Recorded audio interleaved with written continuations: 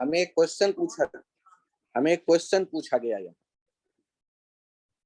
if a particle is moving on x axis such that its position x at time t is x equals to t square, मतलब 1 second पे 1 square, 1 metre पे है particle, 2 second पे 2 square, 4 metre पे है particle, 3 second पे 3 square, 9 metre पे है पार्टिकल। ऐसे इस रिलेशन का ये मतलब है।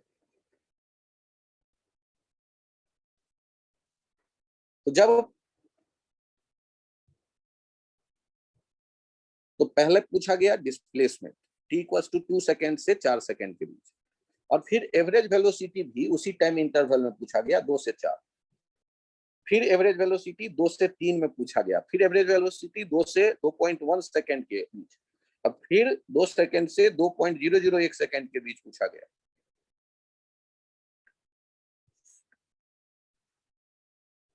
चेक करिए, डिस्प्लेसमेंट लिख रहे हैं t initial equals to 2 second, तो x इनिशियल भी हो गया 2 square, since x equals to t square, ये हो गया 4 मीटर। अब यदि t फाइनल देखेंगे तो t फाइनल देख रहे हैं that is 4 second, x final हो गया 4 स्क्वायर दैट इज 16 मीटर। तो यदि हमसे कोई कहता है कि डिस्प्लेसमेंट बताओ, तो डिस्प्लेसमेंट क्या हो गया, delta x change in position, x final minus x initial, 16 minus 4 equals to 12 metre. और यदि हमसे पूछा गया कि एवरेज वेलोसिटी, एवरेज वेलोसिटी का वैल्यू पूछा गया, तो हमें पता है displacement delta x by delta t, x final minus x initial upon t final minus t initial. x final minus x initial तो हमें दिख रहा है 16 माइनस 4, और t final minus t initial दिख रहा है 4 माइनस 2, 12/2, दैट इज 6 मीटर पर सेकेंड। तो आज से 2000 साल पहले भी लोग ये कैलकुलेशन करना जानते थे। यदि आपके भी समझ में आ जाए तो खुश हो जाओ कि 2000 साल पहले जो पृथ्वी पे लोग रहते थे उससे उतने इंटेलिजेंट तो आप ऑलरेडी हैं। और जिनको ये नहीं समझ में आया हो थोड़ा सा टेंशन में आओ और मुझे भी टेंशन दो कि सर 2 बार और बताओ, तो मैं जरूर बताऊंगा यदि ये कहते हो आप तो।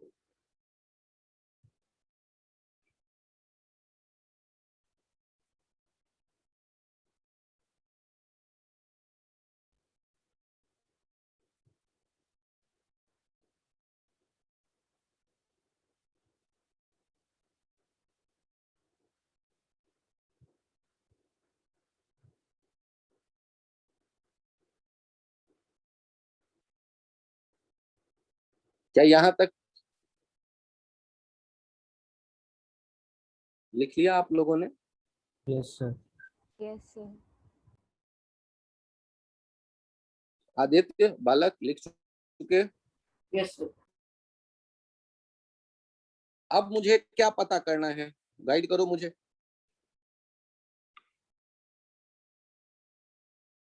एवरेज वेलोसिटी दूसरे का, हाँ तो दूसरे का मुझे बताओ, दूसरा जो है 12 मीटर पर second, second part v average, तो हमने देखा delta x by delta t, x final minus x initial upon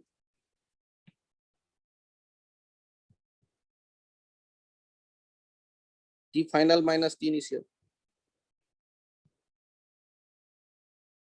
और जो क्वेश्चन में डाटा दिया गया है उसे उठा के लिए लाता हूं मैं यहां पर 3 सेकेंड। ध्यान से देखना, टी फाइनल स्क्वायर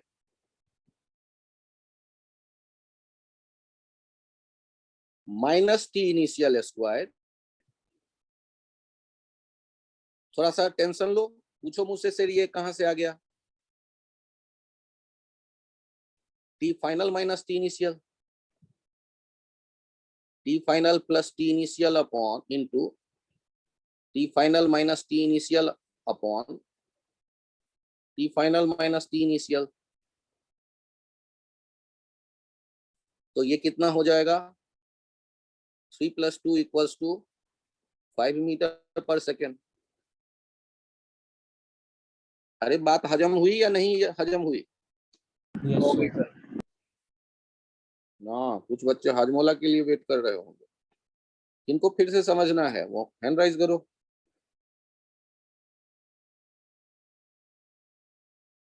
चलो लिखने में व्यस्त है सब। तो अब बारी आता है अपना दूसरे का थर्ड पार्ट समझने के लिए, कोशिश करें। तो वी एवरेज में क्या मैं डायरेक्ट लिख दूं, delta x by delta t, x final minus x initial by t final minus t initial. T final square minus t initial square, क्योंकि एक्स बराबर टी स्क्वायर है, क्वेश्चन में कहा गया, मैं नहीं कह रहा। फिर ये सॉल्व होके आ गया T final plus T initial, और वो है कितना, 4.1 मीटर पर सेकेंड। दूसरे का फोर्थ वाला पार्ट मैं डायरेक्ट लिख दे रहा हूं, कौन इतना मेहनत करेगा।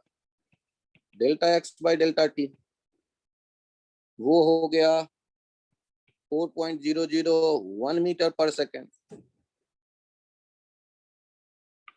अब बारी आता है कि ये थर्ड पार्ट पे कैसे काम करूं। जब हम कहते हैं ना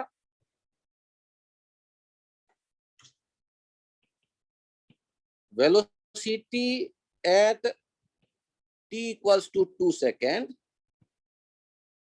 तो इसको जैसे फोटो क्लिक करते हो और फोटो क्लिक करके तुम्हारे सामने रख दूं, वो तो एक इंस्टेंट का पिक्चर है, इंस्टेंट, एक क्षण पे लिया गया।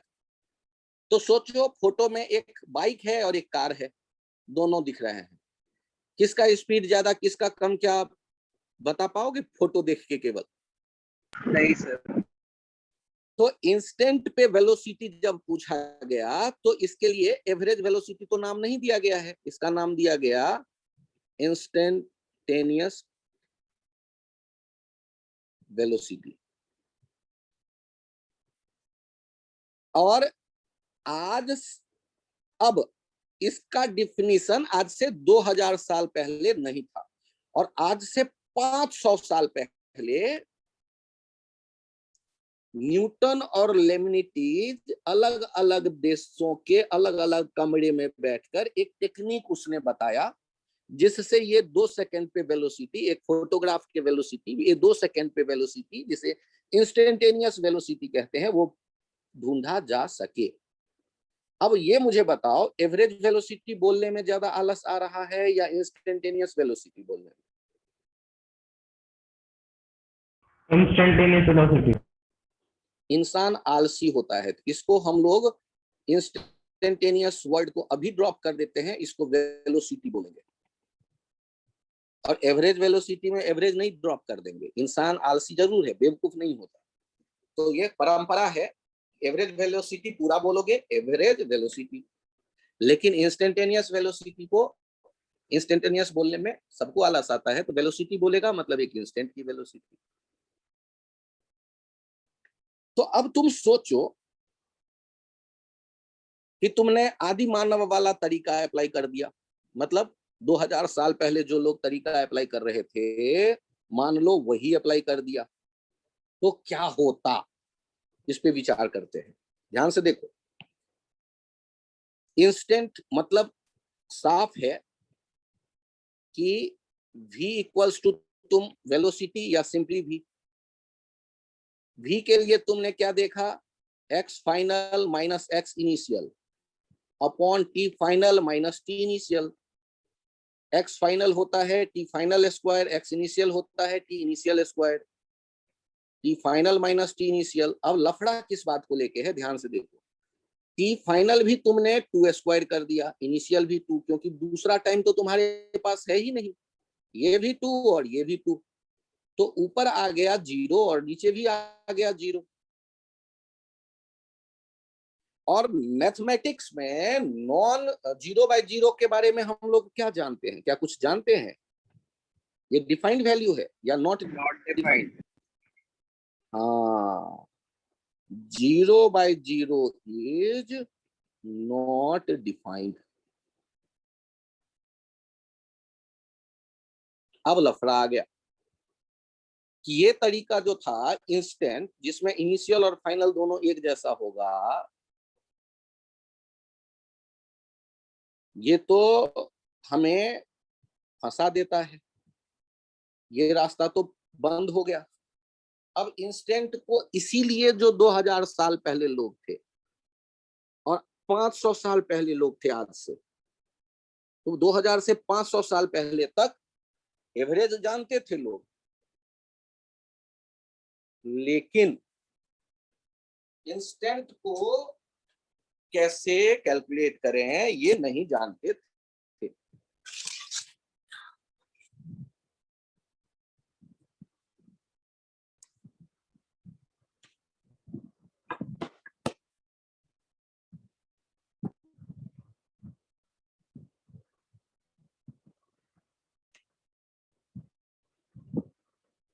यदि ये बात समझ में आ जाए आपके, तो अब मैं बात करूं कि न्यूटन का या लेबनिट्ज का क्या तरीका था। दोनों ने एक ही आइडिया दिया, और वो आइडिया क्या था कि इंस्टेंट का क्या मीनिंग आपके दिमाग में है? इंस्टेंट का मीनिंग है आपके दिमाग में कि इनिशियल और फाइनल जब एक ही पॉइंट होगा तो इसका मतलब इंस्टेंट।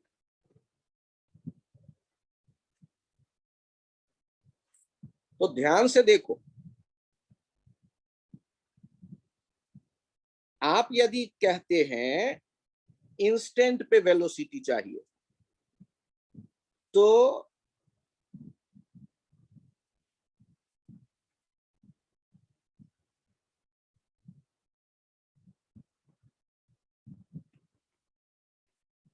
न्यूटन या लेबनिट्ज ने जो टेक्निक दिया वो क्या है, वो यहां सामने आ रहा है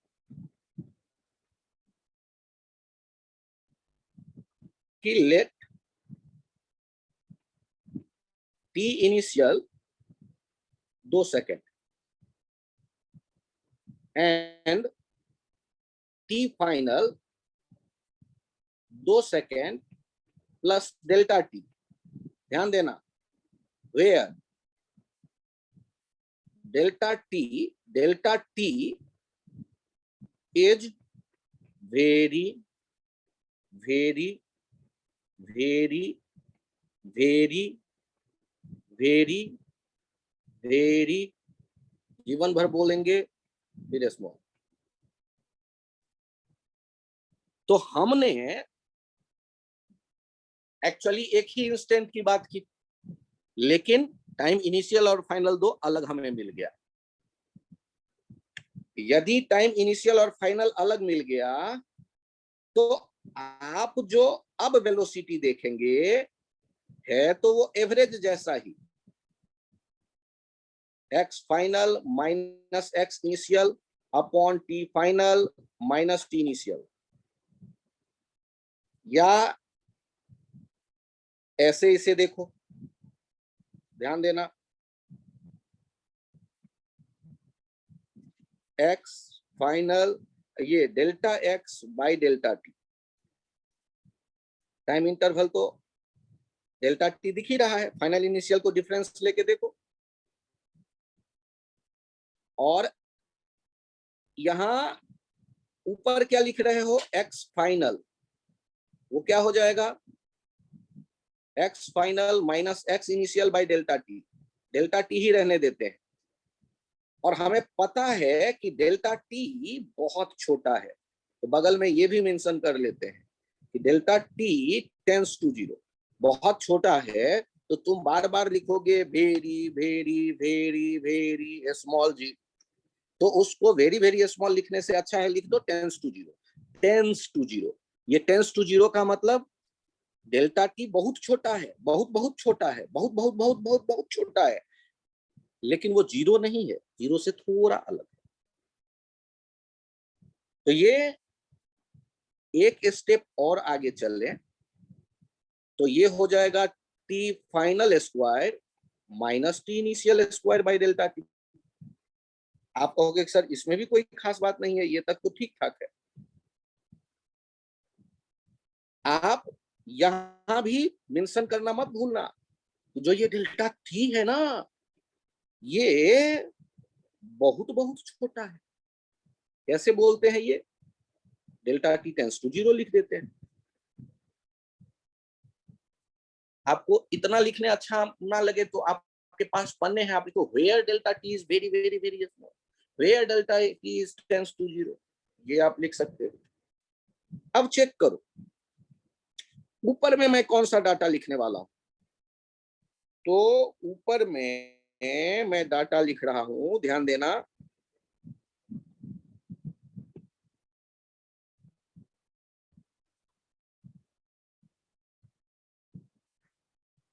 T two plus delta t का स्क्वायर माइनस टू का स्क्वायर, और नीचे है डेल्टा टी। और हमें पता है कि डेल्टा टी बहुत ही छोटा है, जिससे कि ये हम 2 सेकंड की ही बात कर रहे हैं। थ्योरेटिकली हमने 2 के बगल वाला एक पॉइंट जरूर लिया है, लेकिन प्रैक्टिकली वो इतना छोटा है डेल्टा टी कि मैं एक इंस्टेंट पे ही हूं, 2 सेकंड पे। अब ए प्लस बी इंटू ए माइनस बी आपको पता है, ऊपर क्या मिल गया आपको, 4 plus delta t into delta T, और नीचे भी है एक डेल्टा टी। और आप ये लिखना अभी भी नहीं भूले हो कि डेल्टा टी बहुत छोटा है, लेकिन ये नीचे और ऊपर का एक डेल्टा टी तो चला गया। अब आपके पास आ रहा है 4 प्लस डेल्टा टी, और आपने अभी भी लिखना नहीं छोड़ा है कि डेल्टा टी बहुत छोटा है, delta t tends to zero. मुझे ये बताओ 4 में मैं डेल्टा टी ऐड कर दूंगा, तो 4 में डेल्टा टी ऐड करने पर क्या 4 बदल जाएगा, 5 हो जाएगा? No sir. नहीं सर, कितना रहेगा ये? सर 4 से 4 ही, 4 बहुत थोड़ा। 4 ये पॉइंट 4 ही रहेगा। 4 पॉइंट बोलो, 4 पॉइंट डेल्टा टी क्या है? 0.0000। हाँ, 0 0 कितने दिन बोलोगे? जीवन भर। और जाने के पहले 1 बोल के जाना, क्योंकि वो 0 नहीं हो सकता डेल्टा टी। तो आप बताओ कि क्या 4 बहुत बदल गया या 4 ही है? 4 ही है। सर 4 ही है। तो ये जो तरीका है ये आपको क्या बता रहा है कि जब आपने यहां देखा भी तो इसने आपको बता दिया इंस्टेंट का वैल्यू, इंस्टेंट का वैल्यू। और ये टेक्निक किसने दिया? ये technique it is developed by, this technique is developed by Newton and Leibniz independently.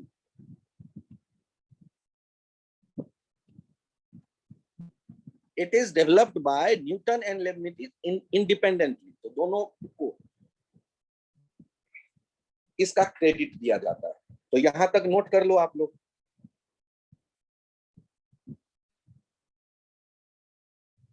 यदि हमने ये डेल्टा टी का आइडिया नहीं इंट्रोड्यूस किया होता तो ऊपर में देख ही रहे हो वो तो धोखेबाज निकला। एवरेज वाला तरीका पुराना जो था उसमें डेल्टा टी का कंसेप्ट यदि मैं नहीं ऐड करूं तो वो तो एब्सर्ड रिजल्ट दे रहा था। तब टेक्निक डेवलप किया ये, delta T very very small लेके काम कर लो, इंस्टेंट का जब चाहिए तो एवरेज वाला ही फॉर्मूला अप्लाई कर दो।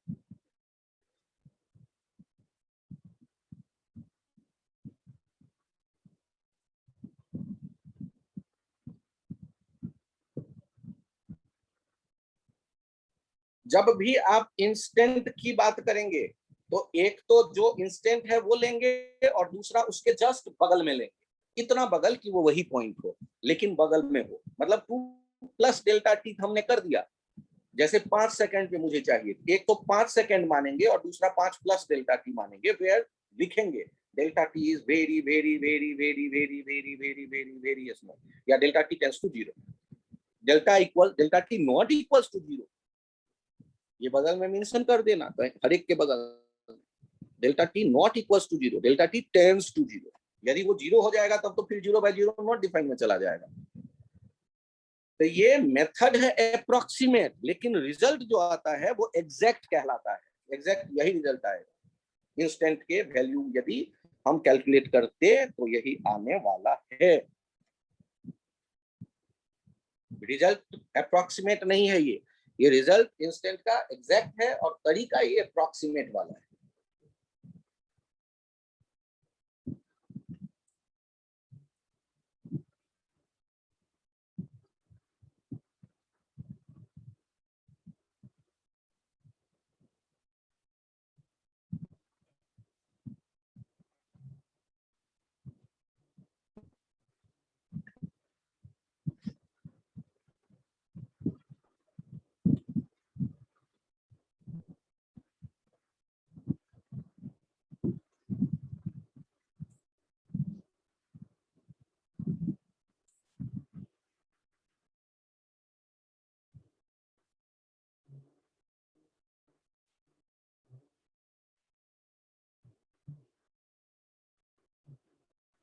मैं हटाऊं इसे?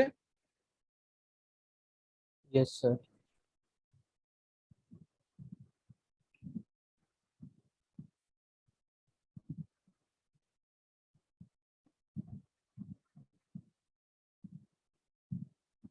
यहां अब ध्यान देना,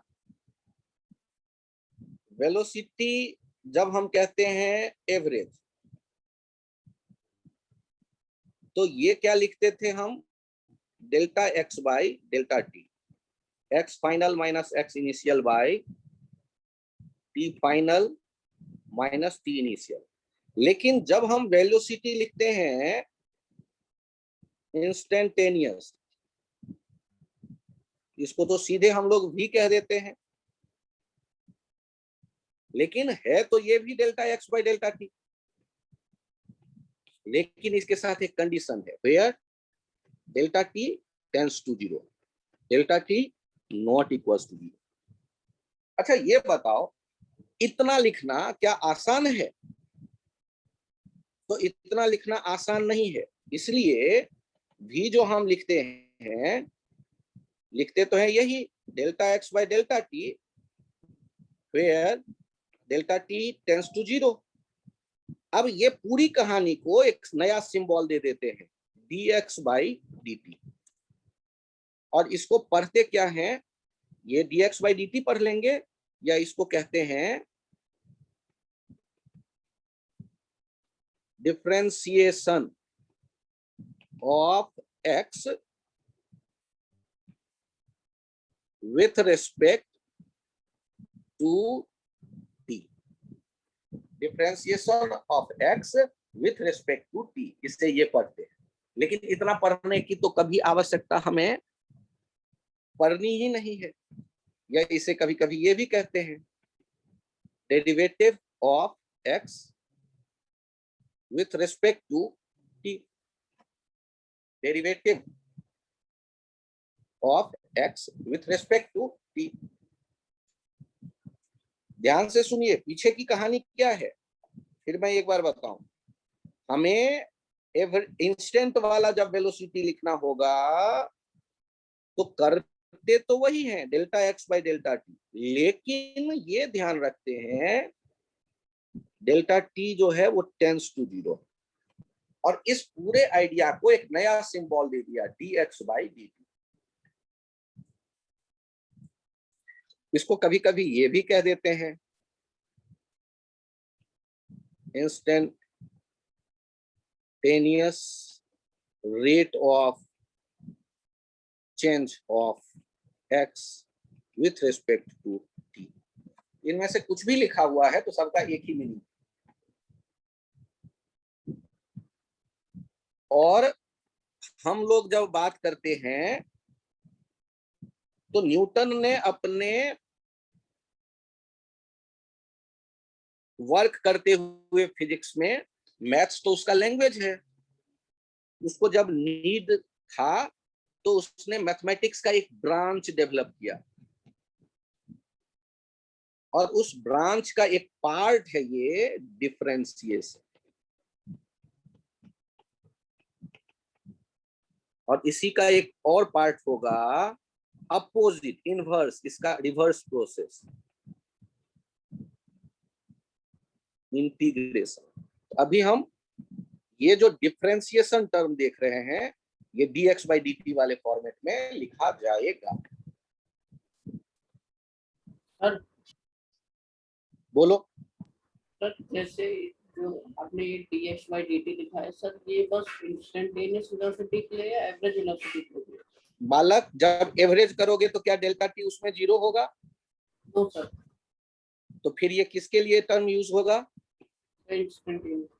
आज से दिमाग में सेट कर लो कि डी यदि लिखा दिख रहा है मतलब instant, delta t tends to 0। और यदि डेल्टा लिखा हुआ है तो वो इंस्टेंट नहीं, उसके साथ यदि नीचे लिखा हुआ है डेल्टा टी टेंस टू 0 तब वो इंस्टेंट। क्या ये अंतर समझ में आ गया लैंग्वेज का? Yes sir. बहुत बढ़िया, इसमें गड़बड़ मत कर देना, दोनों लैंग्वेज की ही गेम है। लैंग्वेज सही बोलोगे तो मिठाई खिलाता है दोस्त, तो गलत बोलोगे तो फिर पीटता है दोस्त। तो ये दोनों के अपनी अपनी मीनिंग है, एक है एवरेज और एक है इंस्टेंटेनियस। इंस्टेंट सोचो ना यार, घड़ी में इंस्टेंट का मतलब क्या? तुमने क्लिक किया, फोटो आ गया तुम्हारे पास, एक फ्रैक्शन ऑफ सेकंड में जो इवेंट होता है वो इंस्टेंट। तो इंस्टेंट में अब हम एवरेज वाला आइडिया को इंस्टेंट में कन्वर्ट कर देते हैं ये डेल्टा टी इंट्रोड्यूस करके। लेकिन बार बार हम इतना गणित लगाएंगे ये तो पॉसिबल नहीं है। तो कुछ फॉर्मूले दे दिए गए जिनको हमें याद रखना है। तो पहले तो तुम ये पेज लिख लो, फिर मैं इसे क्लियर करता हूं।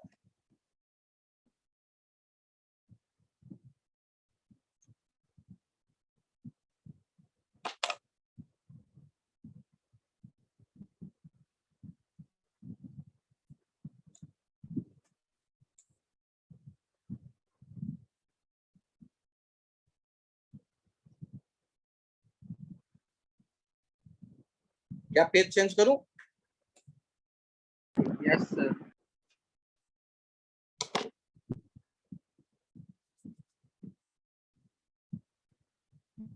यहां इस बात पे गौर करिए आप लोग कि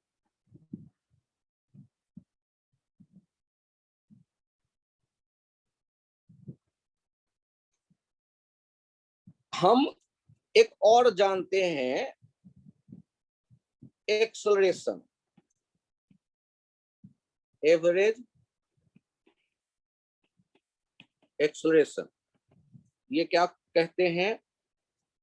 delta v by delta t, t final minus v initial, t final minus t initial. और ये वेक्टर क्वांटिटी होता है तो वेक्टर वाला आइडिया यूज करेंगे थोड़ा सा। और यदि मैं बात करूं इंस्टेंटेनियस एक्सेलरेशन, यार लफड़ा है, तो क्या लिखूंगा फिर से? dv by dt। Delta v by delta t, oh sorry इसमें एरो नहीं देंगे, टी तो थोड़े ना वेक्टर होता है। और नीचे लिखेंगे where delta t tends to 0, और ये लिखते लिखते हाथ दुखने लगेगा, तो फिर से लिखेंगे डीवी बाई डी टी।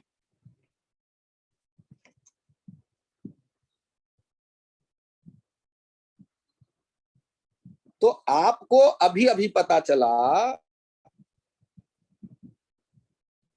कि वेलोसिटी होगा dx by dt और एक्सेलरेशन होगा dv by dt। और आप बड़े अच्छे बच्चे हो, आपको ये भी पता है कि dv by dt को यदि मैं मल्टीप्लाई कर दूं 1/1 से तो आपको कोई कष्ट नहीं है। और आपको ये भी पता है कि dv by dt को यदि मैं मल्टीप्लाई कर दूं dx by dx से तो भी आपको कोई दिक्कत नहीं है, क्योंकि dx by dx कट के फिर वो 1 ही हो जाएगा। और आपको ये भी पता है कि आप इसमें नीचे डिनोमिनेटर को अदला बदली कर देते हैं, dx इधर कर देते हैं और dx by dt लिख देते हैं। आप इतने अच्छे बच्चे हैं कि अभी अभी आपको पता चला है कि dx by dt को भी कहते हैं। तो एक्सलेशन लिखने का एक और वे आपके सामने प्रकट हो गया। Acceleration equals to v dv by dx। तो आपने फिजिक्स के बारे में जानकारी अपनी थोड़ी और बढ़ा ली कि वेलोसिटी इंस्टेंट का चाहिए तो dx by dt, और एक्सलेशन इंस्टेंट का चाहिए या तो dv by dt या v dv by dx।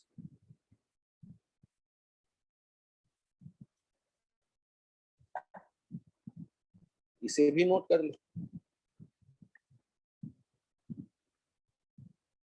और ये जो डब्बा है, इस डब्बे को इस प्रूफ के साथ याद कर जाना। ये इस वाले का प्रूफ यहाँ दिया है, आखिर जो यहाँ लिख देंगे उसको तुम मानोगे क्यों, उसका प्रूफ है। ये दो एक्सलेशन के लिए और एक वेलोसिटी के लिए हमारे पास टेक्निक आ गया, किसी टाइम पे कोई पूछे तो।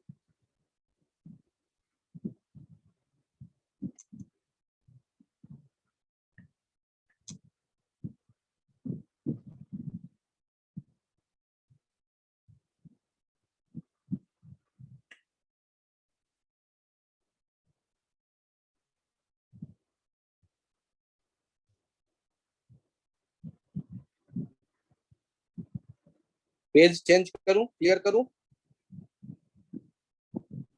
अभी नोट कर रहे हैं सर। हाँ, आराम से नोट करो।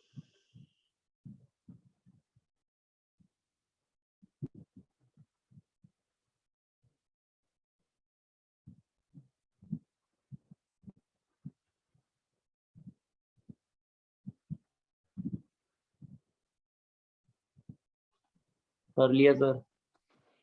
एक सेकंड सर।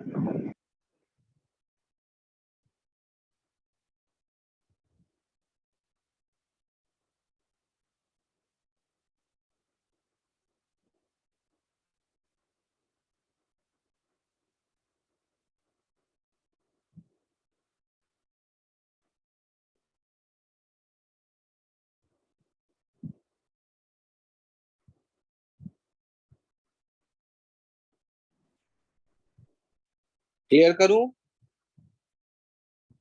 Yes sir. ध्यान से देखो,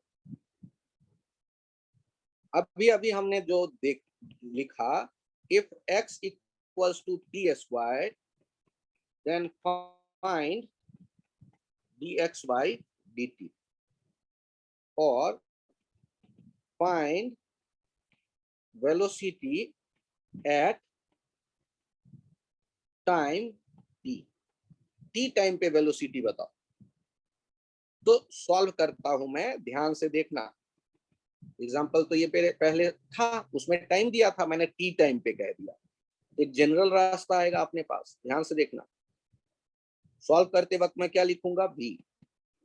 फॉर्मूला मुझे तो पता है dx by dt, लेकिन वो क्या था उसका डिटेल, अभी मैं डिटेल पे जाता हूँ।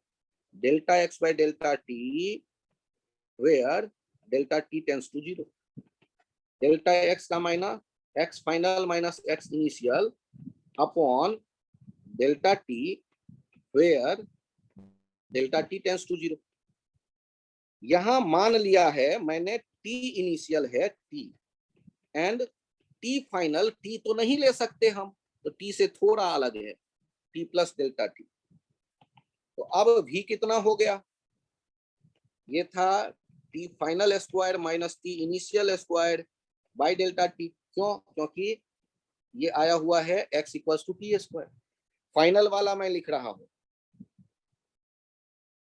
t प्लस डेल्टा टी का whole square minus t square by delta t. नीचे मेंशन कर रहा हूं where delta t is very small. आगे देखो a plus B A minus B 2t plus delta t into delta t upon delta t, या a plus B का whole square में expand कर देते और नीचे ये लिखना नहीं छोड़ो delta t tends to zero. अब ये कितना आ गया 2t plus delta t tends to zero. तो इसको क्या लिखने वाले हो आगे 2t प्लस डेल्टा टी, जहां डेल्टा टी बहुत बहुत बहुत बहुत बहुत बहुत बहुत बहुत बहुत बहुत छोटा है, तो इसको क्या लिख दूं आगे 2t परफेक्ट। अब मुझे बताओ 2 सेकेंड पे यदि मैं वेलोसिटी पूछता तो कितना आता इस फॉर्मूले से, सर 4 मीटर पर सेकंड, और पिछला जो रास्ता था उससे भी कितना आया है। 4 मीटर पर सेकंड। इसका मतलब एक फॉर्मूला मेरे पास आ गया।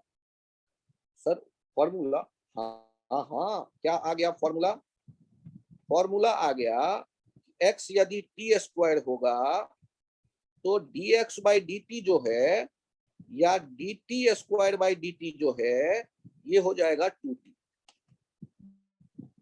ये हमारे पास फॉर्मूला आ गया। आगे जब भी कभी काम पड़ेगा मैं इसे यूज कर लूंगा। इतना कैलकुलस या इतना अलजेब्रा थोड़े ना खेलूंगा सर, ऐसे थोड़े ना काम चलेगा। इससे इस फॉर्मूले का थोड़ा बेहतर रूप मैं बता देता हूं। x इक्वल्स टू यदि t to the power n है तो इसी तरह मेहनत करके हम डिराइव कर लेते हैं n t to the power n minus 1।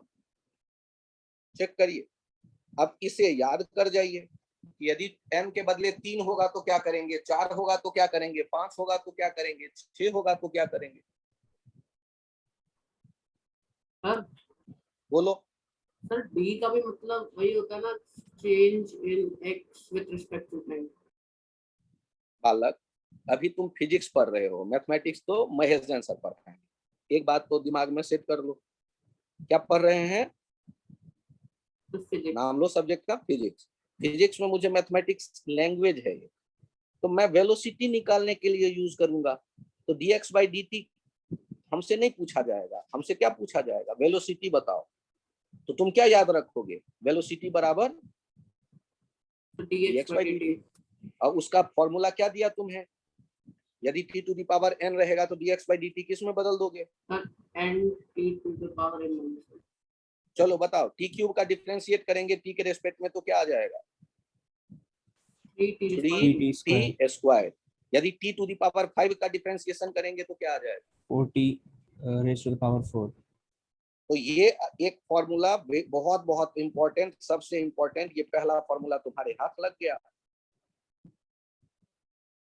और मुझे एक पॉइंट इसी पेज पे बता दो, एक पार्टिकल के लिए तुम्हें बताया गया है x इक्वल्स टू 5, जो कि कांस्टेंट है ना फॉर ऑल टी, सारे टाइम पे वो x इक्वल्स टू 5 पे है पार्टिकल, तो वेलोसिटी कितना होगा, तो 0। इसका मतलब हमने क्या देखा कि when x equals to constant कोई भी नंबर, तो जो dx बाई dt होगा वो क्या हो जाएगा 0। तो एक और फॉर्मूला बहुत बहुत प्यारा मिल गया जो फिजिक्स के हिसाब से तुमने तुरंत सीख लिया। यदि पोजीशन फिक्स है मतलब कांस्टेंट है, तो जो उसका डिफरेंशिएट करेंगे वेलोसिटी ढूंढने के चक्कर में, वो डिफरेंशिएशन करने पर रिजल्ट क्या आएगा।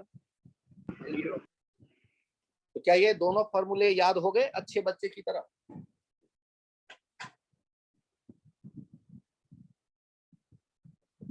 मैं पेज क्लियर करना चाहता हूं, तो आप दोनों फॉर्मूले लिख लो, पेज जल्दी क्लियर करना है। सर लिख लिया। जिनका छूट गया वो फिर से लिखो। पहला formula x equals to t to the power n dx by dt equals to n t to the power n minus 1। और दूसरा formula x equals to c constant, तो dx बाई dt जो होगा वो हो जाएगा 0। क्यों? क्योंकि dx by dt वेलोसिटी देगा। इनको कैसे याद रखोगे? पोजीशन कांस्टेंट,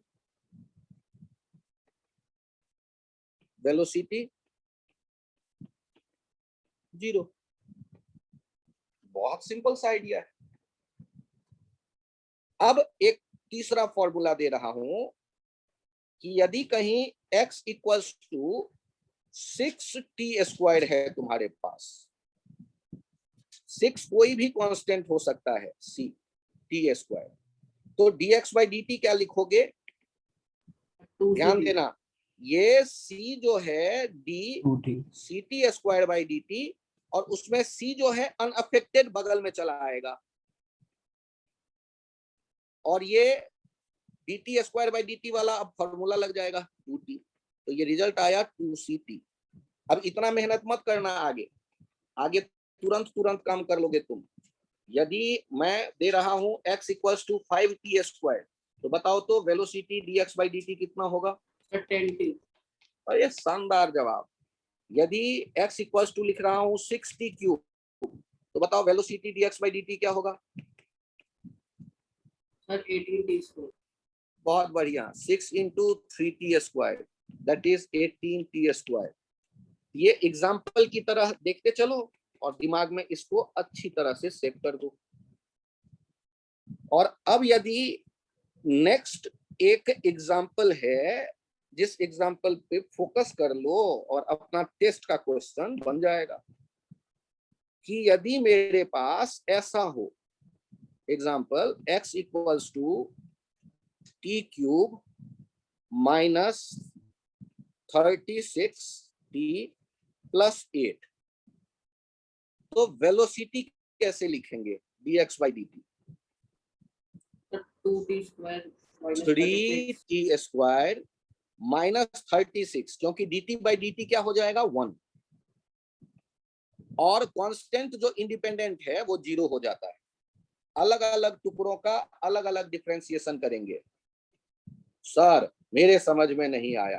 अच्छा चलो, x बराबर t² plus t³ minus t to the power 5 है मेरे पास, और प्लस 8 है। अब बताओ तो dx by dt मैं क्या लिखूंगा? 2t पहला वाला 3t² 2t, माइनस अगले वाला 5t², 3t², अगला वाला minus 5t to the power 4, और अगला वाला +0 0। प्लस 0। क्या ये आइडिया क्लियर है?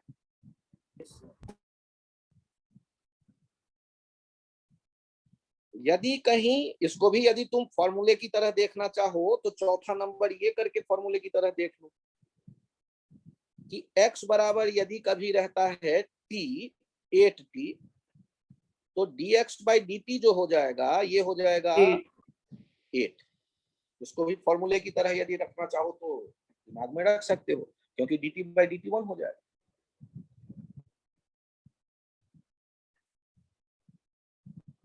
और आपसे यदि कोई पूछ दे कि find the time when velocity 0, find t when v0, तो क्या करोगे? पहले v निकाल लो, 3t² माइनस 36 को 0 कर दो, तो t² हो जाएगा 36 by 3 12, स्क्वायर हटा लोगे √12। इतने सेकंड पे हम देखेंगे वेलोसिटी 0 हो जाएगा। जिन लोगों को ये समझ में आ गया हैंड राइज कर लो।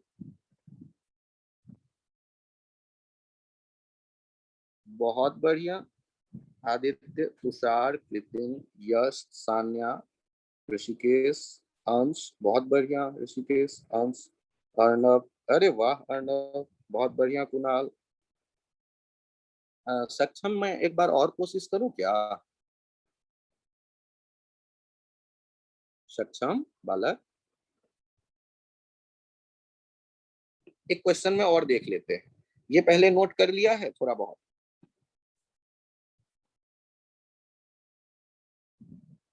यहाँ देखिए, if x equals to t to the power 5, then find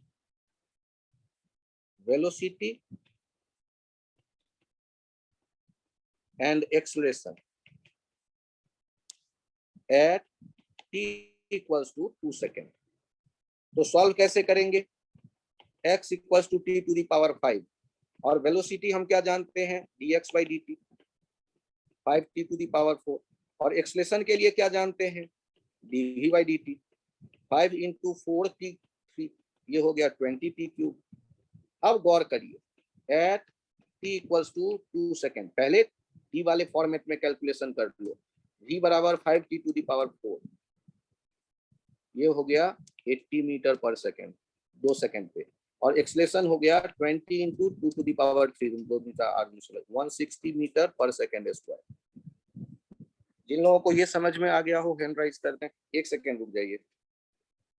हाँ अब हैंड राइज कर दीजिए। वेलोसिटी और एक्सलेशन निकालना समझ में आ गया।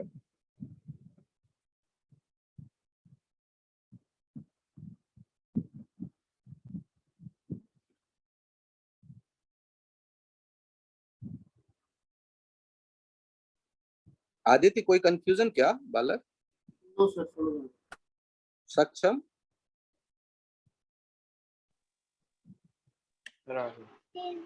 बहुत बढ़िया। तो यहाँ हम लोगों ने देख लिया कि डिफरेंशिएट कैसे कर रहे हैं और एक स्टेप पहले तो मैंने पोजीशन देखा, फिर वेलोसिटी, फिर एक्सलेशन। यदि इस टाइम पे कोई पोजीशन कहता तो पोजीशन कितना हो जाता t to the power 5 2 to the power 5 2 दूनी 4 दूनी 8 32 मीटर।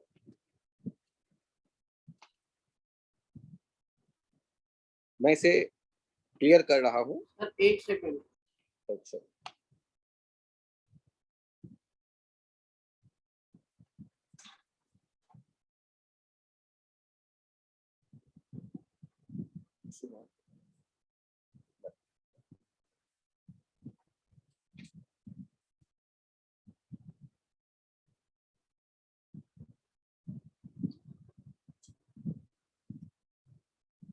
चेंज करूं? सर एक second.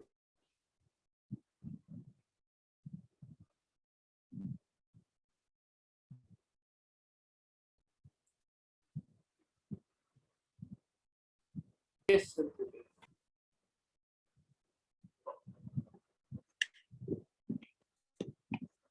If x equals to t4 minus 8t squared,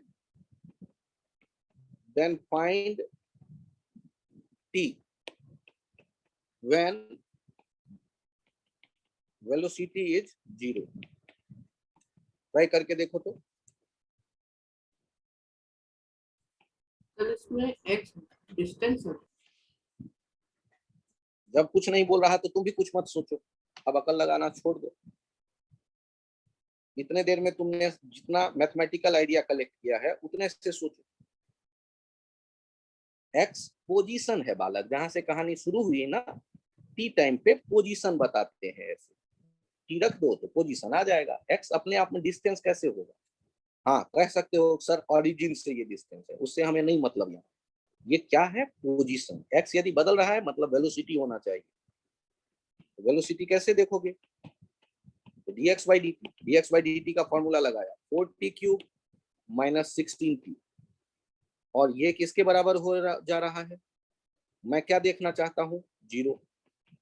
तो सॉल्व करते वक्त 4t कॉमन आ गया, ब्रैकेट में कौन बचा? सर +2 मीटर पर second. t square minus 4 equals to 0। तो या तो t 0 होगा या t 2 सेकेंड होगा। ये बात समझ में आई?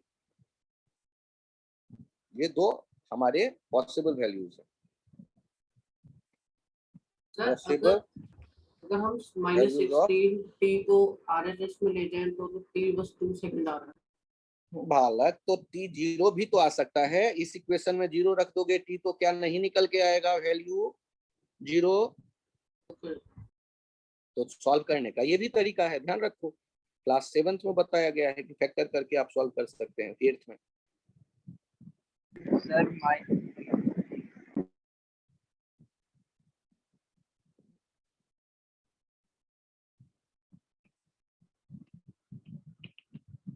ओके। अब यहाँ देख लो इसे। अरे वाह, नहीं, गूगल ड्राइव, एक सेकेंड।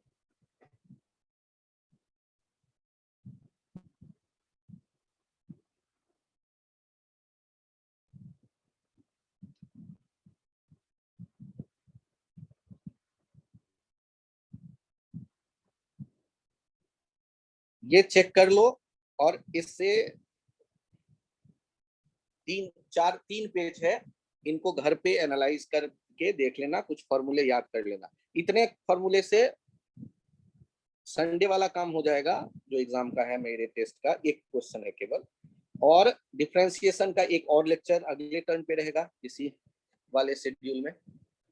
और इस वाले शेड्यूल में थोड़ा सा एक्स्ट्रा टाइम तुम लोग दे सकते हो क्या? 30 तारीख तक ये 10th वाला बैच ऑफ है, तो मैं फ्री हो जाता हूँ 5 बजे, 5:30 पे। ओके सर, आप ले सकते हो। यस सर, वो ले लेना आपसे। अच्छा, यहाँ देखो, ये चेक कर लो, उन्हीं आइडिया को, ये नोट्स हैं, ठीक, वो डिराइव किया है क्यूब वाला, यहाँ पर देखना, क्यूब वाला डिराइव किया है कि फॉर्मूला कैसे आता है, जैसे मैंने स्क्वायर का डिराइव करके दिखाया, उसी तरह जो है, इनमें कुछ और रूल्स है जिन्हें तुम्हें याद रखना है।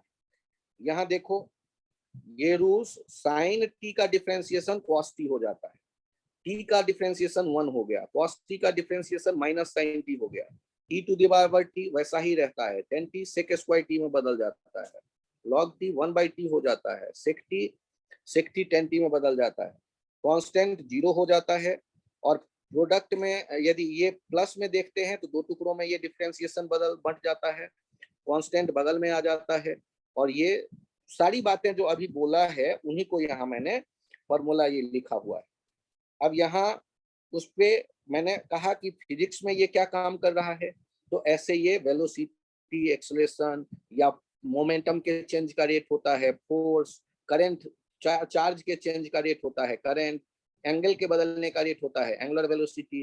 कोई पंखा घूमेगा तो उसके घूमने वाला एंगल थीटा हुआ, थीटा के टाइम के साथ बदलने का रेट एंगुलर वेलोसिटी बताएगा, ओमेगा के बदलने का रेट टाइम वो एंगुलर एक्सेलरेशन देगा। उन पे क्वेश्चन, और बस ये खत्म। और यदि कोई वेक्टर है, ध्यान से देखना, यदि कोई वेक्टर है तो वेक्टर में जब आप वेलोसिटी कहते हो पोजीशन वेक्टर आर, तो वेलोसिटी वेक्टर आर होगा पोजीशन के चेंज का रेट। तो क्या करना है, आई कैप और जे कैप के साथ कोई छेड़छाड़ नहीं करना, उसके साथ जो कोफिशिएंट है उनको डिफरेंशिएट करो। 2t का डिफरेंशिएशन 2 हो जाएगा और 3t है स्क्वायर का 6t हो जाएगा। तो ये जो है उसका रिजल्ट देख लो, आर का डिफरेंशिएशन करेंगे तो रिजल्ट कैसे लिखेंगे, ये जो पोजीशन वेक्टर तो वेक्टर के फॉर्म में भी जब डिफरेंशिएशन कर रहे हो तो ध्यान रखिएगा कि आई के साथ जो कोफिशिएंट है उसको डिफरेंशिएट करो, और आई वैसे ही बगल में रहने दो। जे के साथ जो कोफिशिएंट है उसको डिफरेंशिएट करो और जे को वैसे ही रहने दो। तो तुम्हारा जो डिफरेंशिएट करके रिजल्ट आएगा, वेक्टर को डिफरेंशिएट करेंगे तो वेक्टर ही मिलेगा। तो यहाँ ये बताया गया है। अब यदि मुझे एक्सलेशन चाहिए तो v को फिर से डिफरेंशिएट करेंगे, तो v को फिर से डिफरेंशिएट करेंगे तो i वाला 0 हो जाएगा क्योंकि कांस्टेंट है, और ये 60 वाला 6 हो जाएगा, 6 क्या आप ये देख सकते हो ये पेज। इसके साथ एक और मैं 30-40 क्वेश्चन जिनमें सॉल्यूशन है, वेलोसिटी निकालना, पोजीशन निकालना, एक्सेलरेशन निकालना, एंगुलर वेलोसिटी निकालना, वो भी शेयर कर दूंगा, उन्हें भी आप एनालाइज कर सकते हो। मैं वो भी एक बार दिखा देता हूँ आपको। सर, हाँ बोलो। सर ये जो प्रोडक्ट रूल था यूवी मेथड, अभी प्रोडक्ट रूल नहीं बताया है, अभी क्वोशेंट रूल नहीं बताया है, अभी अभी तुम्हें हमने चेन रूल नहीं बताया है डिटेल। तो ये सारे रेल कुछ महेश जैन सर के लिए छोड़ दो यार, अपना जितना काम होगा मैं बता दूंगा। अगले टर्न पे भी तो मैंने कहा है डिफरेंशिएशन ही पढ़ाऊंगा ना बालक। सर पेपर में कहाँ तक आ रहा है? पेपर में यहीं तक आ रहा है, अभी जितना बोला है। वो अगला टर्न जो कैलकुलस का होगा वो अगला होगा। अभी आप अपने शेड्यूल पे देखेंगे तो ये मिलेगा आपको। आज कौन सा दिन है? फ्राइडे। तो वेडनेसडे को मिलेगा अपना ये शेड्यूल, उस दिन फिर से डिफरेंशिएशन हम पढ़ रहे होंगे। ठीक है, टाइम वाइम ये चेंज नहीं करते हैं, जैसे चल रहा है चलने देना। आराम से चलो। और यहाँ चेक कर लो, दूसरा जो मैंने कहा कि एक क्वेश्चन का सेट मैं भेज दूंगा जिनको एनालाइज कर लेना है। डिफरेंशिएशन हो गया, और सर चेन रूल फिजिक्स में नहीं आता। अभी के टेस्ट में नहीं आएगा बालक।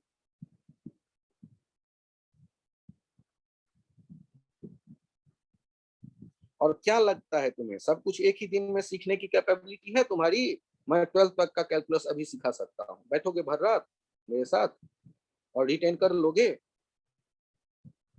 ज्यादा मत उछलो, जितना सिखा रहा हूँ उतना रिटेन कर लोगे तो मेरा काम और तुम्हारा काम दोनों का काम हो जाएगा, ठीक है? और तुम चाहते हो कि नहीं सर वो भी नाम मैंने सुना है, ये भी नाम सुना है, तो सारा नाम सुन लिया तो एक दिन में थोड़े ना होगा वो।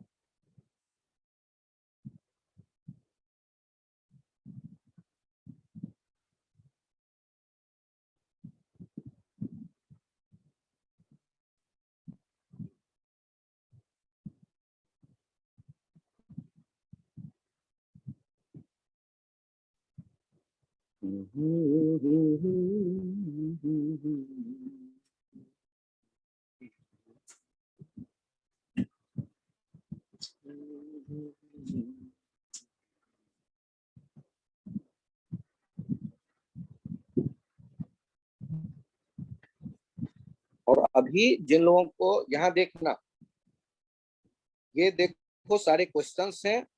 देखो टी के पावर यदि यदि टी स्क्वायर रूट में है तो टी के पावर कितना हो गया 1/2, और डिफरेंशिएट करके देखो कैसे आया है। ये 3 वाला क्वेश्चन सब कोई देखो।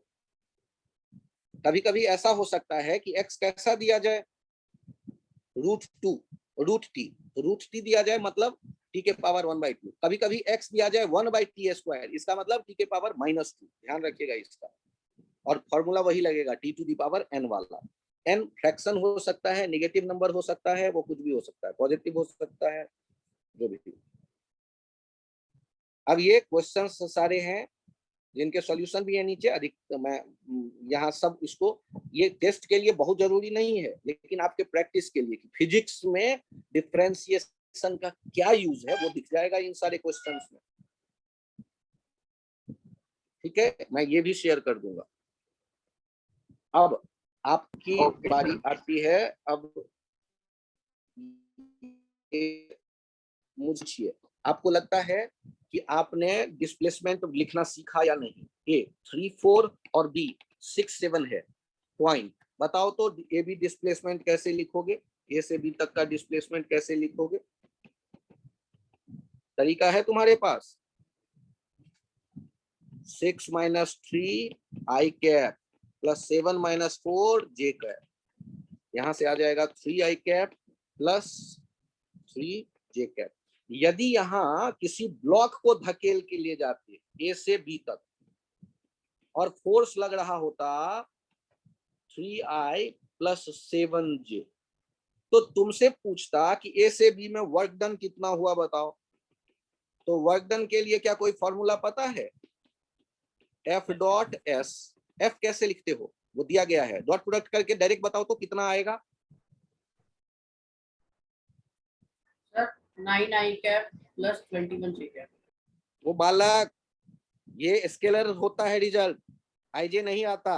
ओके 30 जूल ये आ जाएगा रिजल्ट।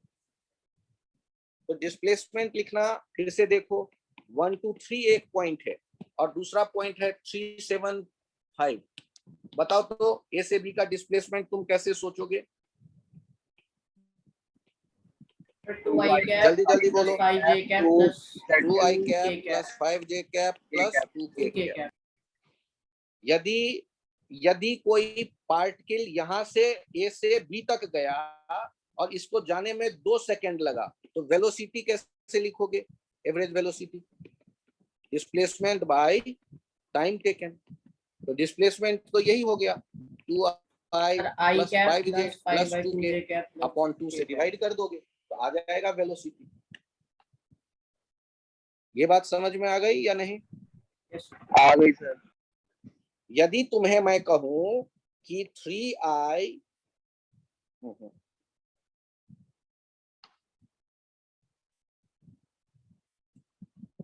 यदि कहूं कि 1/2i plus 1/3j cap plus c k cap, ये जो है ये एक यूनिट वेक्टर है, is a unit vector. Then find c, तो कैसे पता करोगे c? तो यूनिट वेक्टर का डिफिनीशन क्या है? कितना लंबा होता है यूनिट वेक्टर? यूनिट वेक्टर की लेंथ कितनी होती है? सर 1। तो इसका जो लेंथ लिखोगे 1/2 square plus 1/3 square plus c square, ये किसके बराबर हो जाएगा? 1। सॉल्व कर लो, c निकल के चला आएगा। यदि कहे a वेक्टर है 3i प्लस 6j और b वेक्टर है 2i प्लस 6j, बताओ a परपेंडिकुलर है b के, तो c कितना होगा? परपेंडिकुलर के लिए क्या कोई फॉर्मूला याद है? परपेंडिकुलर वेक्टर का डॉट प्रोडक्ट कितना होता है? 0। a डॉट b चेक कर लो, 3 2 जा 6 plus 6c equals to 0, c equals to हो गया -1।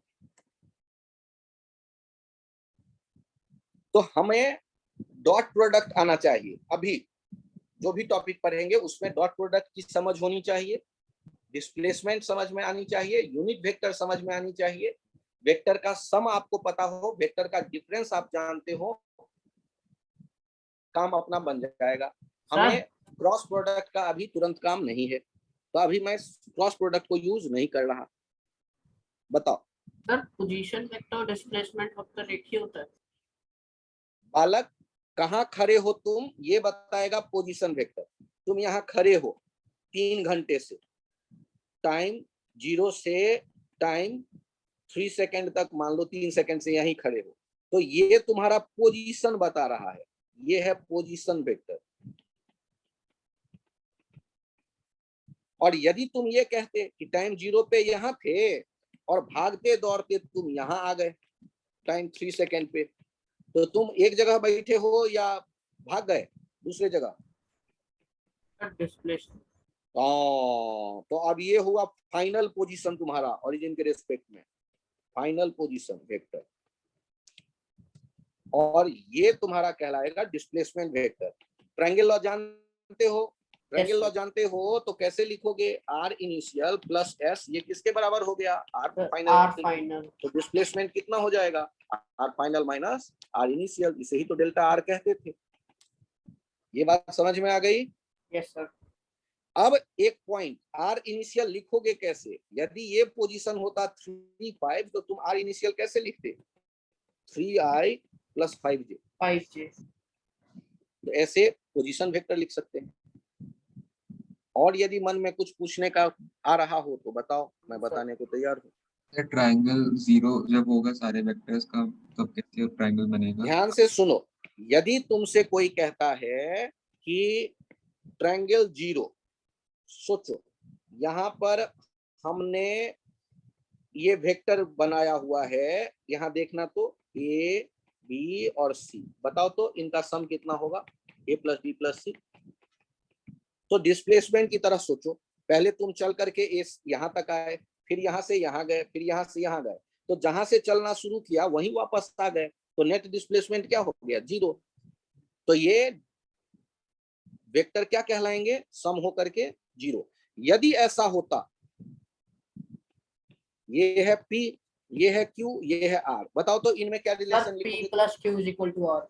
हाँ, P पे चल के गए, फिर Q पे चल के गए, और वो कहाँ पहुंचे? तो R डिस्टेंस, R के डिफरेंस पे, जहां से चलना शुरू किया, ये इनिशियल और ये फाइनल। तो ये triangle law of vector addition है और ये polygon law of vector addition है।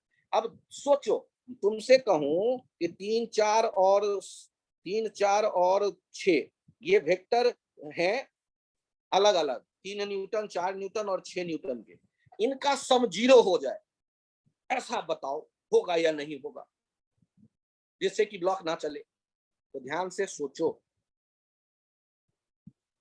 यदि इनसे ऐसा कोई हम ट्रायंगल बना सकें, ये डायरेक्शन हम खुद चुन लेंगे ट्रायंगल के साइड के लॉन्ग, यदि इनसे कोई ट्रायंगल बन जाए जिनमें 3 4 6 का साइड हो, तो ऐसा भी ट्रायंगल जो जो ट्रायंगल बने इस साइड लेंथ को लेके तो निश्चित 0 हो सकता है इनका सम।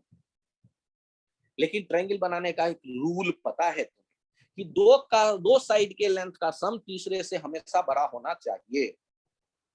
यदि मैं 16 कह दूं, 3, 4 और 16, इनसे क्या ट्रायंगल बन पाएगा? सोच के देखो।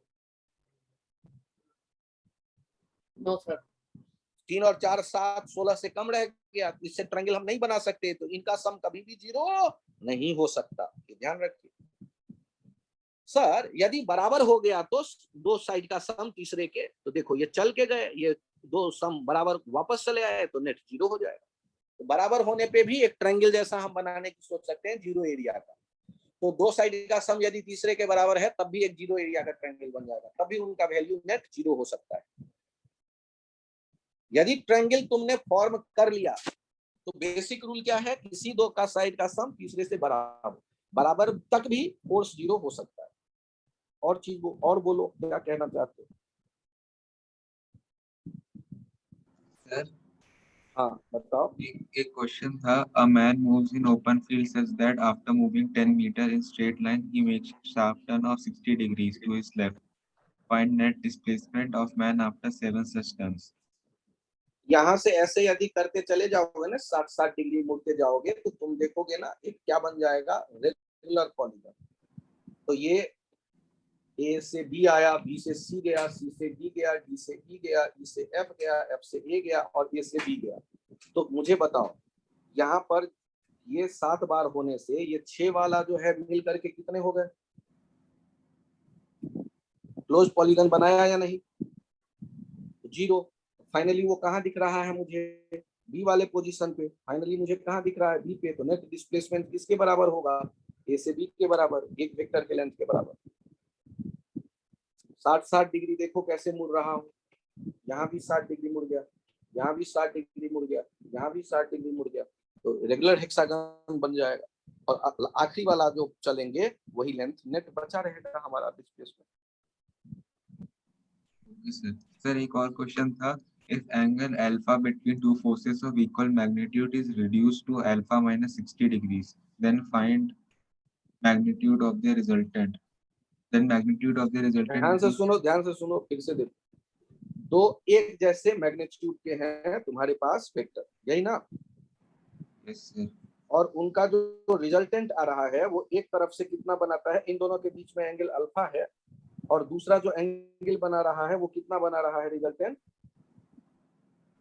Sir alpha reduce minus 60। ऐसा क्या? yes sir. यही है कहानी। लिखा था इसका मत एंगल रिड्यूस किया गया था। फिर से बोलो, फिर से बोलो, फिर से बोलना शुरू करो। If the angle alpha between two forces of equal magnitude is reduced to alpha minus pi by 3, then magnitude of एक the सेकंड रुक जाओ। पहले जो भी है अल्फा, ठीक है, और बाद में हम रिड्यूस कर देते हैं और वो हो जाता है अल्फा माइनस 60। हाँ अब बोलो क्या कहना चाहते हो? यदि एंगल रिड्यूस कर दिया तो आगे बोलो। then the magnitude of the resultant becomes root 3 times of the earlier one. ये एक रटा रटाया क्वेश्चन होता है। 120 डिग्री पे रिजल्टेंट इसी एफ के बराबर होता है। फॉर्मूला लिख लो, resultant equals to under root F square plus F square plus 2 F F cos 120। Cos 120 का वैल्यू पता है? याद कर लिया? minus 1/2. माइनस 1/2। चेक करो तो कितना आ गया ये? Under root F square plus F square minus F square आ गया, अंडर रूट एफ स्क्वायर बचा। ये कितना हो गया? एफ। तो 120 डिग्री पर जब दो एक जैसे वेक्टर होते हैं तो उनका रिजल्टेंट एफ होता है, और जब वो 60 डिग्री हो गए, 120 माइनस 60 इक्वल्स टू 60, तब जो रिजल्टेंट होता है वो रिजल्टेंट हो जाता है एफ रूट। सर मैं आपकी बात क्यों मान लूं? ये रटा रटाया फॉर्मूला होता है F square plus 2 F into cos 60 1/2 हो गया, तो 2 से चला जाएगा तो अंडर रूट 3 एफ स्क्वायर हो गया, ये हो जाता है एफ रूट 3। अल्फा जो है कितना है? 120 डिग्री। तभी ऐसा होगा कि यदि मैं अल्फा में से 60 कम कर दूं तो रिजल्टेंट पहले जितना आया था उसका रूट 3 टाइम्स हो जाएगा। Sir okay yes sir. Sir एक ये क्वेश्चन और सर हाँ बोल लो। एक दिन मैंने आपको एक डाउट भेजा हाँ था। वेट कर लो सर, अभी उसका तो एक क्वेश्चन, क्या पिछले वाले क्वेश्चन में कुछ पूछना है? Sir, बोल लो। sir, हाँ question है बोल लो, A vector plus B vector is equal to 2i cap. Wait कर लो। A vector plus B vector equals to 2i cap. 2i cap. Yes, sir. बोलो नेक्स्ट। और A vector minus B vector is equal to 4j cap. मुझे ये बताओ, algebra का नाम सुना है? Yes, sir. तो बताओ ना, ये कितना होगा? I cap plus 2j cap. ए का वैल्यू देख लिया तुमने। अभी मैंने क्वेश्चन तुम्हारा नहीं सुना, लेकिन मैं चाहता हूं कि तुम भी तुरंत पहले दिमाग में ये कैलकुलेट कर लो और बी कितना होगा।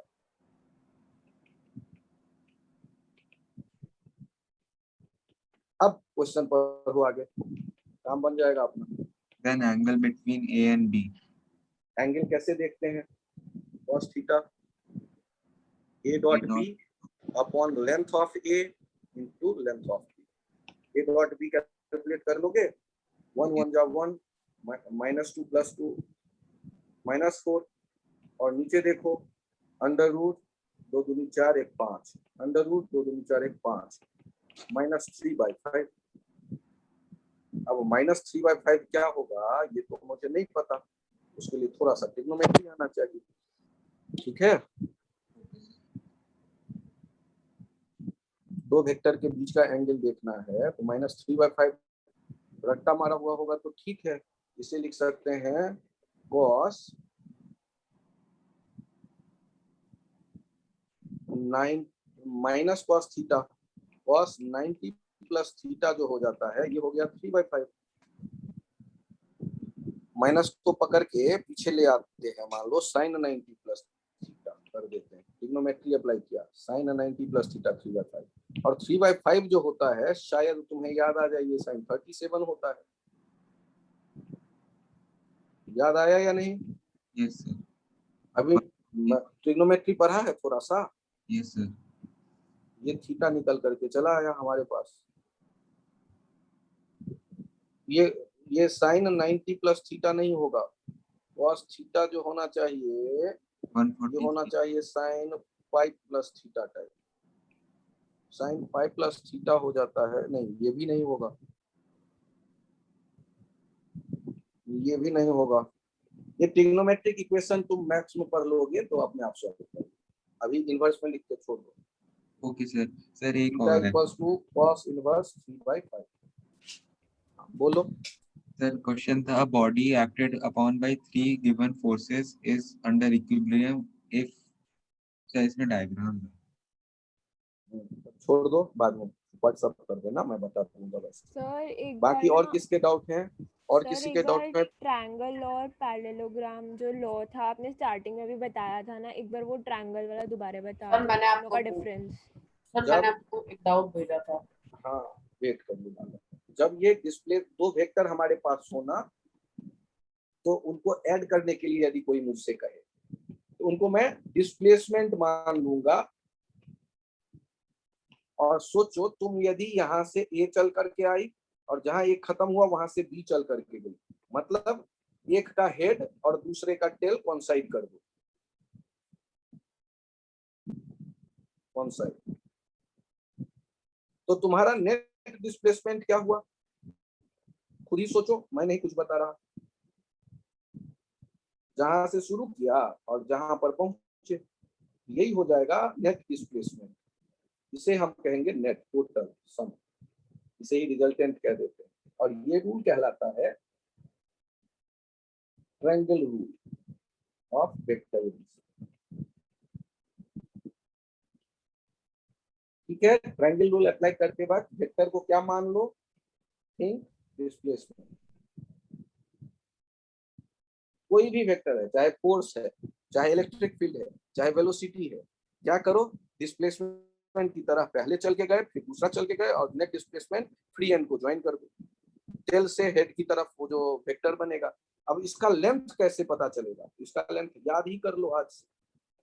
इसका लेंथ होता है अंडर रूट, ये वेक्टर के बीच का एंगल ये थीटा कहलाता है। शिफ्ट करके देखते हैं। तो एंगल बिटवीन वेक्टर्स का नोट पढ़ लेना। ये r का वैल्यू लिखते हैं हम लोग a square plus b square plus 2ab cos theta. Sir ये आता कहाँ से है? ये एक परपेंडिकुलर ड्रॉ कर देते हैं और इस परपेंडिकुलर ड्रॉ करने के बाद ये हो जाता है b sin थीटा, नीचे आ जाता है b cos थीटा और तब एक राइट एंगल ट्रायंगल मुझे दिख जाता है।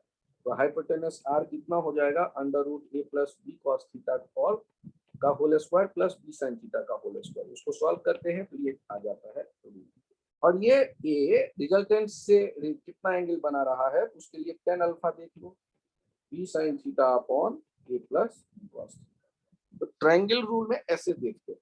यहाँ चेक करो, यदि मैंने ऐसे देखा, इसमें ट्रायंगल रूल तो नहीं कहेंगे, यहाँ तो बहुत से वेक्टर हो गए a b c d। ऐसे ही एक का हेड दूसरे का टेल, एक का हेड दूसरे का टेल रखते जाएंगे, तब भी रिजल्टेंट कितना देखेंगे? थ्री एंड को ज्वाइन करके ये हो जाता है a plus b plus c plus d और इसे हम कहते हैं पॉलीगन लॉ। पॉलीगन बना लो, जो दिए गए वेक्टर हैं उनको ऐसे अरेंज करके, polygon law of vector addition. इसमें कोई न्यूमेरिक नहीं होता है, डायग्रामेटिक क्वेश्चन बनता है, वेक्टर एडिशन। और इसमें वेक्टर को क्या मानो? वेक्टर को मानो थिंक डिस्प्लेसमेंट। कोई भी वेक्टर है, डिस्प्लेसमेंट के नजरों से देखो। अब देखो, यदि कोई ऐसे चल करके गया, ऐसे चल करके गया, ऐसे चल करके गया, ए बी सी, बताओ तो नेट डिस्प्लेसमेंट कितना हो गया? 0। जहां से चलना शुरू किए वहीं चले आए, तो हम कह देंगे ये पॉलीगन लॉ से ये 0 होगा। ठीक है, तो और उसके बाद मैथमेटिक्स अप्लाई कर सकती हो। a plus B equals to लिख सकती हो minus C, a plus C equals to लिख सकती हो माइनस बी, एक बी प्लस सी लिख सकती हो माइनस ए। ये उसके बाद मैथमेटिक्स सारा सोचा जा सकता है। ओके, अब Yes. तुम्हारे मन में आएगा कि सर पैरेललोग्राम लॉ क्या था? तो पैरेललोग्राम लॉ अप्लाई करते वक्त थिंक फोर्स पैरेललोग्राम के टाइम पे, और ध्यान दो, एक आदमी एक बॉक्स को लेफ्ट खींच रहा है F1 फोर्स लगा के या ए वेक्टर से, और दूसरा राइट खींच रहा है। इस केस में दोनों के या किसी और एंगल पे खींच रहा है, थीटा एंगल पे, यही एंगल बिटवीन वेक्टर्स है। तो ब्लॉक जाएगा किधर? तो ये, और नेट फोर्स कितना होगा? तो ध्यान से देखिएगा, यहाँ पैरेललोग्राम बना लो, एडजेसेंट साइड मान के ए और बी को, और बीच में जो डायगोनल होगा यही देगा ए प्लस बी। यही हो गया रिजल्टेंट। और ध्यान दो, तुम बी को इसे भी तो बी कह सकती हो, यहाँ ट्रायंगल लॉ भी तो वही हो गया, ये पहले ए और फिर बी, रिजल्ट यही तो आएगा। तो पैरेललोग्राम लॉ को ट्रायंगल लॉ से भी देख सकते हैं। पैरेललोग्राम लॉ में अप्लाई करते वक्त क्या करते हैं, जिन दो वेक्टर को याद करना है उनका पूंछ टेल एक जगह रखते हैं, उनको एडजेसेंट साइड मान के एक कंप्लीट कर लेते हैं पैरेललोग्राम, और वहीं से दूर जाने वाला डायगोनल, उसका जो लंबाई होगा वो रिजल्टेंट वेक्टर का लेंथ है, और उसका जो डायरेक्शन है वो रिजल्टेंट वेक्टर का डायरेक्शन है। लंबाई कितना लिखते हैं? Under root A square plus B square plus 2ab cos theta. और एंगल कितना लिखते हैं? ए से यदि अल्फा बना रहा हो तो tan alpha equals to b sin theta upon a plus b cos theta. क्या सानिया कुछ हेल्प मिलेगा इस आइडिया से? हाँ सर, समझ आ गया।